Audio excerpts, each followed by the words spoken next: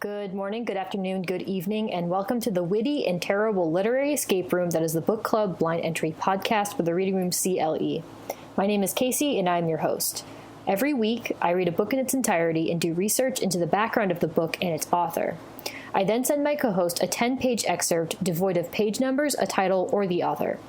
In the next 20 minutes, my co-host and I will try to reconcile our differing perspectives to see how much one socially distanced excerpt deviates from the meaning of the entire book. Today, my co-host is my brother, Evan. And see the stars above. Hello. That is Evan. Yes, this is Evan. Can you confirm? I'm so excited to be here. The excerpt was really fun to read. I'm so glad you enjoyed reading this excerpt. Can you tell me how it compared to the genres that you normally read? Well, first of all, what genres do you normally read? I like sci-fi a lot and fantasy and historical fiction. I like books that aren't super held in reality. I like the idea that I can use my mind to go wherever I want. Like Professor X? Sort of, yeah. Like, I really enjoyed the Harry Potter books, and I really enjoyed reading The Hobbit, J.R.R. Tolkien. Battlefield Earth, 2001, I think it's a book I really enjoyed. I think that's the name of it. I really enjoyed that book. I really like Dune. This book is pretty comparative. It's historical fiction. It's historical? It's supposed to take place in the past. Yes. These two men, Combo and Candide. Candide, yep. And I think the older man is from Portugal and the younger man is from Peru. And they're traveling in South America, and they stumble upon El Dorado, the legendary city that's like full of gold and jewels. And it's their story and the lessons they learn. And I really enjoyed it. Would you recruit one of them to be an X-Man? I would not say that they fit into the X-Man universe. So how many minutes would they last if they were in an X-Man battle? Medieval folk, and they were just normal people. One of them was quite senile. Yeah. I would say that if they went to fight the X-Men, they might die within the hour. Which one is senile? Is Candide senile? I think Cacambo is the older man. Cacambo is senile? From Portugal. He's not senile, he's older.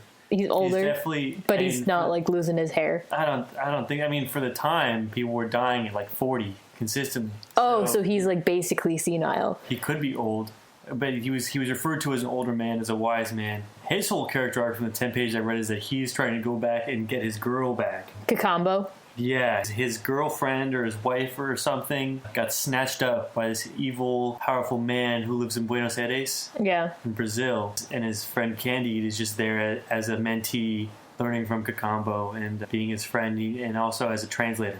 Hey guys, so quick fact check. Buenos Aires is actually pronounced Buenos Aires, and it's in Argentina. Because Candide speaks Peruvian, yeah, and they're in South America. That's a very intriguing interpretation, and I actually found that to be very distant from my interpretation of what happened in the excerpt. But I think the thing that I like the most is that, so I think El Dorado is supposed to be this reference to the manifest destiny fantasies that a lot of explorers during the Renaissance would nurture and then go and pursue. It's kind of like the land of Prester John. The Renaissance didn't start until the 16th century. I've got all my centuries scrambled up so bad. Whenever they built a ship and they wanted to go and sell spices, and there were like Portuguese and Spanish men involved. That was the age of exploration. But the idea of this like magical fantasy Christian land, and there's been a number of revisions of it where either the men that live there are backwards, or they're evil, or they're chosen by Jesus. There's something mystical about them. But the consistent thing is that the land is rich, ridiculously rich. They'll have castles made out of shells, and they'll have like sugar wine, and there'll be sexy women everywhere. Or there's a whole number of different interpretations of it. But this one, the ground is made out of gold mud. All the rocks are made out of jewels, and everyone builds their house out of mud and rocks or golden jewels. They're walking through these houses, and I remember they go into an entryway of either the Emperor's Castle or the tavern that they first enter when they arrive to El Dorado. And they're in this room that's full of red and green gems that are studded in gold. And that's the whole room. And I was like, oh my God, what a disaster. I would throw up. From like a feng shui standpoint, like this is not modern at all. You saw this in Home magazine. Let's throw it right out. It reminded me of palaces in St. Petersburg. Yeah. Around there, like the super exuberant gold molding. But that was tasteful, though. To a degree. At some point, I was like, oh my God, like everything in here is either gold or orange. Leave me alone. I think the very special thing was in this interpretation of El Dorado, the people of El Dorado were not overtly evil at all. They seemed very just, and they weren't materialistic at all, it seemed. They didn't value the mud or the jewels around them. They valued their sense of fellowship and community. They had a big hall of sciences too, right? Yeah, they did. And they were a very well-developed society that had moved beyond trade and value, it seemed. A more modern dream than back then. Instead of it just being a place for European explorers to come and pillage and become super rich off of, it's a place where they can come and be humbled and then either leave or stay. These two men still decided to take a bunch of, like, as much mud as they could and jewels and leave, but they got to experience this like insane, it's very different community from Europe. And they were like, we'll go back to Europe. Yeah, like it was an interesting idea that if you were raised in a society where materialism is normal, and then you were dropped into this like non-materialistic community-based utopia, would you be able to realize like how awesome that utopia was, or would you just like want to walk around and like take all the money that these people aren't using and then leave with it? Which is what these two men did. Yeah. They were like, this place is amazing.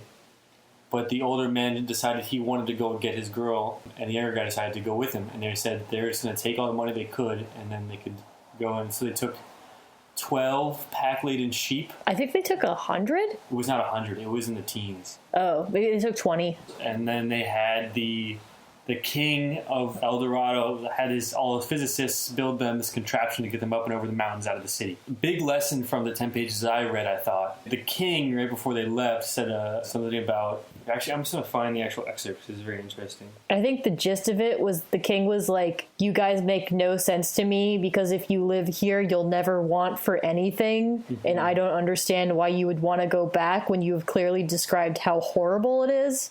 But he didn't stand in their way.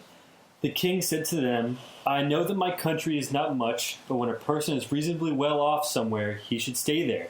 I certainly have no right to detain foreigners. That is a tyranny that does not exist either in our customs or in our laws. All men are free. Leave when you will.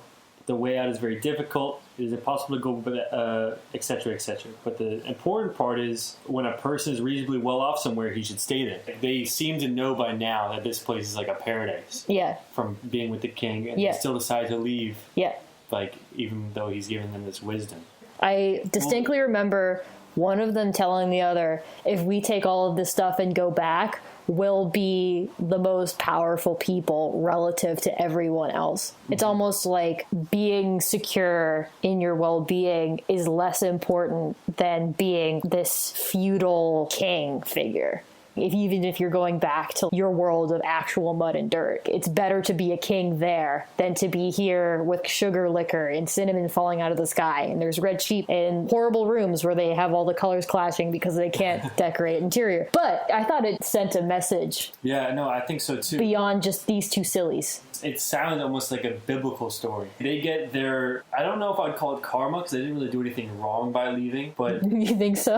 I don't think so. You don't think they did anything wrong? I mean, they weren't stealing. Oh, fuck. It's working now. Sorry, guys. We did a brief pause because I realized I was recording through my headphones. So this reads like a biblical story to you, and the moral is that they didn't necessarily do anything wrong by prioritizing conquering other people over being secure in your well-being. It's interesting because you could say they're doing something wrong by taking all this money to go and try to find power, but in the 10 pages I read, they never overtly hurt anybody. They didn't steal, so they didn't really do anything morally wrong. I mean, they did make the dumb decision of leaving El Dorado, but that... And so what happens next after they leave is that their journey from the mountains of El Dorado back into any inhabited area, they're trying to get to Buenos Aires in Brazil from Peru. They walk through like deserts and swamps, and they slowly lose all of their sheep, which are carrying all of their gold and jewels till they only have 2 sheep left. It shows them that how foolish they were for leaving. And then what happens next is even worse, because then the 2 men are trying to get a boat. Yeah, to go back. To either go back to Europe and also to get the old man's girlfriend. Yeah.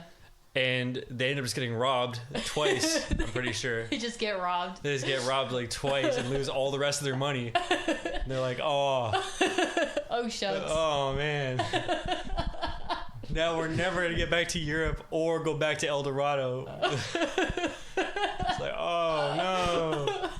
It's pretty bad. So, do you have any idea of what type of person might have written the book that this excerpt is from?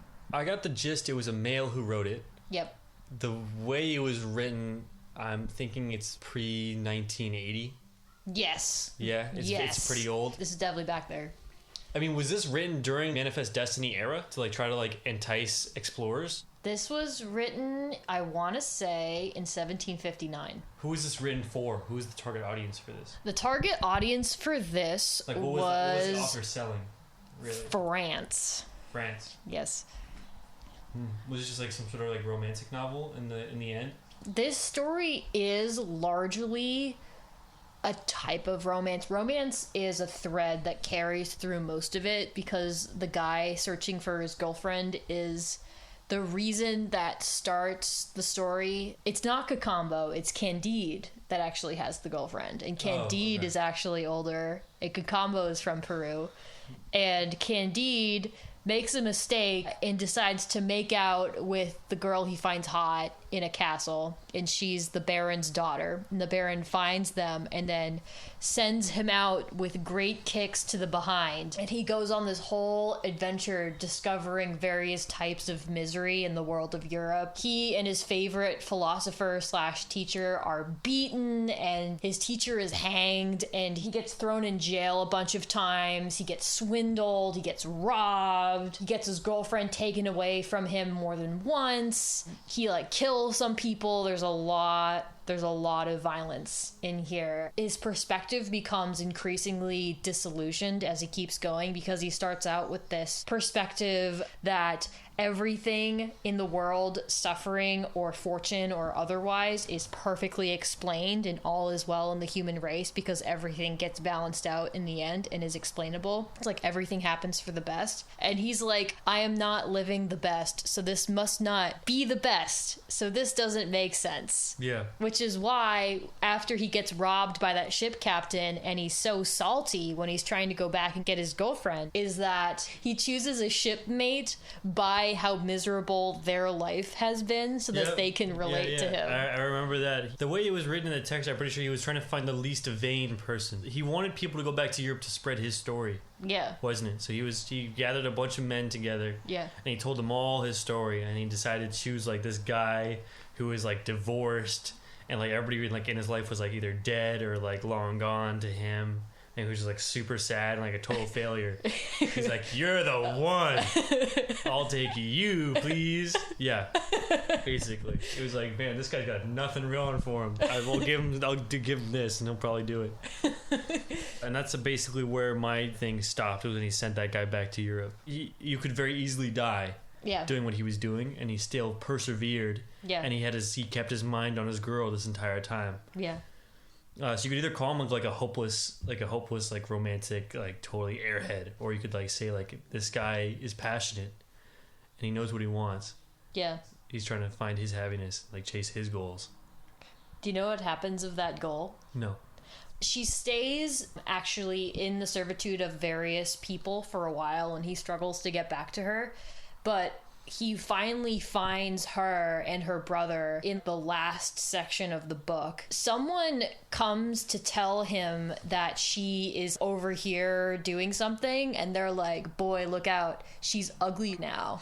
And he was like, I don't care. I'm very chivalrous and I will marry her anyway because I am such a good person and because I've been pursuing her this whole time. So he goes and springs both her, and there's an old woman who has worked with her and who has been very helpful to him in the story. He like buys both of them away from the Transylvanian guy that they're both working for, and he looks at her and he's like, oh, you're ugly. Like, that's part of the book. Wow. Yeah. And she doesn't know. She's very excited to see him. She's like, oh my God, we can finally get married now. Like, this is great. Like, I'm so glad I don't have to do laundry and get stuff. He's like, oh, but like, you're ugly. So he like privately doesn't want to marry her anymore because she's not pretty anymore. And then her her brother, who's also there, who was like the Baron's son and will become the Baron himself, Candide also sprung him from enslavement because he was working on a ship for a Turkish guy. And he was part of the deal, and he was like, oh, like, I'm so sorry you're here, even though you helped me get thrown out of the castle and stuff. But he springs him from slavery, and the Baron's like, you can never marry my sister because she's of noble blood and you're half-breed scum. You will not marry her while I'm alive. And then Candide suddenly decides that he will marry her anyway out of spite now. So he hatches a plan with the old woman and his philosopher mentor who is still there, and they conspire to not tell his girlfriend, who is the sister of the brother who's the Baron, who's like, you can't marry my sister. They don't tell the sister. They take the Baron, they smuggle him out of where they are. They might be in Transylvania now. They smuggle him out of there and they sell him back into slavery, and then he goes back and marries her. Wow. It's like that puts a much more nihilistic spin on the story. I know. It's like it makes it, I mean, it makes you think about like the headspace of the author, right? Like he must have been like being like, fuck these readers. I'm gonna make them read this entire romantic novel and just spit in their face at the end. The whole thing's been a spit in the face. But I feel like until the point where he's like damn ugly now. It's like, oh, he's doing all this for love. Yeah. And he's like, oh man, I was wasted like 6 years of my life. however long he was out in the field for. He wasted the majority of his older half of his life just like chasing this ugly girl around. He didn't want to end up marrying. But then he marries her out of spite. Yeah, and it's a very like terrible thing. It's terrible. Yeah. And also very funny. Yeah. And very ironic. Because I mean, dude, imagine the face palm you must do when you look at the girl you've been chasing for years and you're like, oh. And you think back to El Dorado where everything's made of gold and jewels and everything's happy. You're like, oh, why did I leave? And I could have lived in like a castle for free with like all these amazing Peruvian people. Yes. Yep. Yeah. So, okay. Well, this has been Book Club Blind Entry. Thank you so much for coming on. I did not get a chance to talk at all about Voltaire, but I think you had a very good experience with this excerpt. Do you think you'll read the rest of it? I don't think so. I haven't read a book in a while, so I think the next book I'm going to read might be a little bit less heavy-handed, just so I can get back into reading. Yeah, that's fair.